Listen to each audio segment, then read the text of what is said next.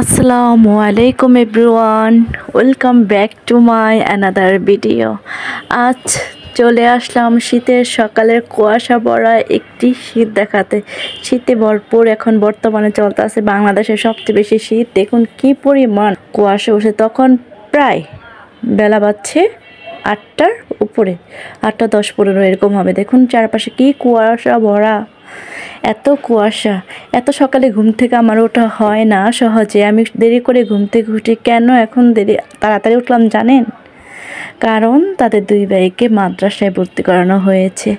আনাস মাহমুদকে এবছর মাদ্রাসায় দেওয়া হয়েছে, দেব বলে গত বছর দেয়নি। হাতের লেখা একটুখানি চালু করে নিয়েছি, মোটামুটি তারা এখন লিখতে পারে। এই বছর তাদের দুই ভাইকে মাদ্রাসায় দিয়ে দিয়েছি, তাই সকাল 8টা বাজে উঠতে হয়। দেখুন দুই ভাই মাদ্রাসায় চলে যাচ্ছে। এখন ক্লাস, শীত যেহেতু 9টা বাজে ক্লাস। শীত কমে আসলে অবশ্যই তাদের শুনেছি 8টা বা 7টা বাজে ক্লাস হবে। তো দুই ভাইকে নিয়ে আমার জীবন যুদ্ধ শুরু। এই জীবন যুদ্ধে সাকসেস হতে প্রত্যেকটা মাই চায়। আমিও চাই যে এই জীবন যুদ্ধে আল্লাহ যাক, আগে যে যুদ্ধ করেছে, জীবন যুদ্ধ মানে জন্মের পর থেকে মানুষের যুদ্ধ করতে হয়, প্রতিটা মুহূর্তে যুদ্ধ করে বেঁচে থাকতে হয় সময়ের সাথে, পরিস্থিতির সাথে। আমার যুদ্ধটা এখন তাদের দুই ভাইকে নিয়ে। তারা দুই ভাই যেন মানুষের মতো মানুষ হতে পারে, এই যুদ্ধই এখন নেমে পড়েছে। এই জন্য তাদের দুই ভাইকে মাদ্রাসায় দিয়ে দিয়েছি। সাত সকালে দুই ভাই কখনো ঘুমের থেকে ওরা জন্মের পরে থেকে সাত সকালে কখনো ঘুমের থেকে উঠে নেয়। এখন তাদের অভ্যস্ত করা হচ্ছে সময়ের সাথে সাথে। দেখে আল্লাহ কতটুকু নিয়ে যায়। তো দুই ভাই যখন বাসায় চলে আসে, তো ওরা দুইজনে খুবই অবজেকশন মানে কী বলবো, প্রথম দিনে গিয়ে ছোটোজন তো খুব কান্না করেছে। যেহেতু আমি সাথে ছিলাম, অনেক কান্না করেছে।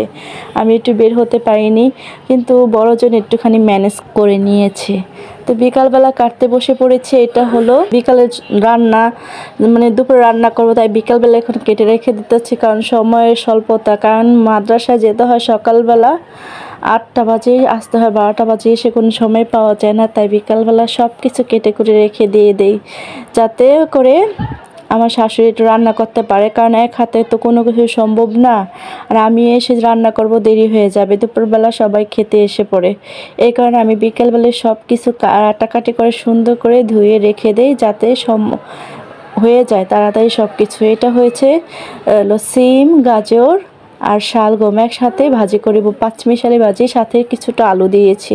পাঁচমিশালি ভাজিটা আসলে ঘরের মধ্যে অনেকে খায় বা আমাদের পছন্দ, এই কারণে পাঁচমিশালি ভাজি করেছি। যেহেতু শীতকালীন সবজি আছে, পাঁচমিশালি সবজি পাওয়া যায়। এটা হলো পেঁয়াজ মরিচ একসাথে আমি কেটে রেখে দিয়েছি, যাতে প্রবলেম না হয়। এটা কই মাছ কাটতে তো আজকে আমার অনেক লেট হয়ে গেছে। সবচেয়ে বেশি ঝামেলার কাজ কই মাছ কাটা, আমার বিরক্তর কাজ এটা। জানি না কেন আমার ভালো লাগে না কই মাছ কাটতে। আপুরা অবশ্যই জানাবেন কাদের কই মাছটা কাটতে ভালো লাগে বা ভালো লাগে না। যাদের ভালো লাগে তারা তো খুব ধৈর্যশীল, এটা বলতে হবে। তো আমি যখন মাদ্রাসার থেকে দুই ছেলেকে নিয়ে আসছি, তখন দেখি এসে আমার শাশুড়ি সব কিছু রান্না করে ফেলেছে। আসলে কাটাকাটি থাকলে রান্নাটা করা একটু সহজ হয়ে যায়। তো সব কিছু যেহেতু কাটাকাটি করে রেখে দিয়েছে, সব কিছু আমি অবশ্য ধুয়ে পাকলে ফ্রিজে রেখে দিয়েছি। তো দেখি এসে রান্না করা হয়ে গেছে। দেখুন সব কিছু হয়ে গেছে। আর এসে আমি বাটা রান্না করেছি। তো বিকালবেলা এটা বানানো হয়েছিল ওই বেগুনি। তো নিজের হাতের বেগুনি দেখুন কত বড় একটা হয়েছে, আর বাহিরে তত বড় বেগুনি বানায় না, আমি বিকালবেলা বানিয়েছি। এই বছর আমাদের বেসন খাওয়া হয়েছে, গত বছর আমাদের বেসন খাওয়া হয় নাই। তাই এই বছর নিজেদের একটু সাকসেস মনে হচ্ছে যে একটু কিছু করে খেয়েছি, মানে কিছু খেতে মনে চায় না, এত অলসতা লাগে নিজের কাছে। তো সারাদিন পরিশ্রমের পরে দুই ভাইকে নিয়ে যখন একটু বিকালবেলা পড়তে বসি, তো এমনি মাথা একটু গরম থাকে। এখন আমি শাসন করব কি, আমার পোলাপেনা আমাকে শাসন করে, এই অবস্থা। একটা বাড়ি দিতে গিয়ে আমার হাতের আঙ্গুলি বাড়ি দিয়ে দিচ্ছে। দেখুন কত দুষ্টামি করে আজকালকার বাচ্চারা, মানে মাদ্রাসায় গিয়ে যে কী পরিমাণ দুষ্টামি করে, মানে একটু আয়ত্তে আনতে হবে এটাই জানে। যেহেতু তারা দুই ভাই এখনও বয়স অনুযায়ী কথা বলতে পারে না বা কথার ভাষাটা বুঝে না, তো আমার একটু কষ্ট হয়ে যাচ্ছে দুই ভাইকে নিয়ে একলা মাদ্রাসায় থাকা। মানে একলা দুই ভাইকে নিয়ে আমি বসে থাকি। স্যাররা মানে হুজুররা খুবই হেল্প করে যে ম্যাম আপনি বসে থাকেন, না থাকলে ওরা সাহস পাবে। ছোটোজন তো গিয়ে অনেক কান্নাকাটি করেছে, এই অবস্থা তাদের দুই ভাইয়ের দিন যাচ্ছে। তো দুই ভাইকে মাদ্রাসায় ভর্তি করেছি এই আশায় যেন ভালো ভালো মানুষ হয়। একজন ভালো মানুষই পৃথিবীতে দরকার। সেটা হলো ভালো মানুষ তাদের নিজের জন্য অনেক উপকারী, মানুষের জন্য উপকারী, নিজের জন্য এই কারণে উপকারী যে একজন মাদ্রাসা পড়ুয়া ছাত্র কখনো 5 ওয়াক্ত নামাজ ছাড়ে না। আর এইভাবে স্কুল পড়ুয়া ছাত্র 5 ওয়াক্ত নামাজ পড়তে অনেক সময় হয়ে যায়। তো যখন 5 ওয়াক্ত নামাজ পড়বো, 5 ওয়াক্ত নামাজ পড়ে যখন কেউ অন্যায় কাজ করতে পারে না, তা আল্লাহ যেন তাদের নেক হায়াত, নেক রিজিক দান করে তাদের ভালোভাবে মাদ্রাসা জীবনটাকে আল্লাহ কবুল করে, একজন ভালো আলেম হয়, সৎ ব্যক্তি হয়, মানুষের উপকারে যেন আসে, মানুষের যেন কখনো অপকার না করে।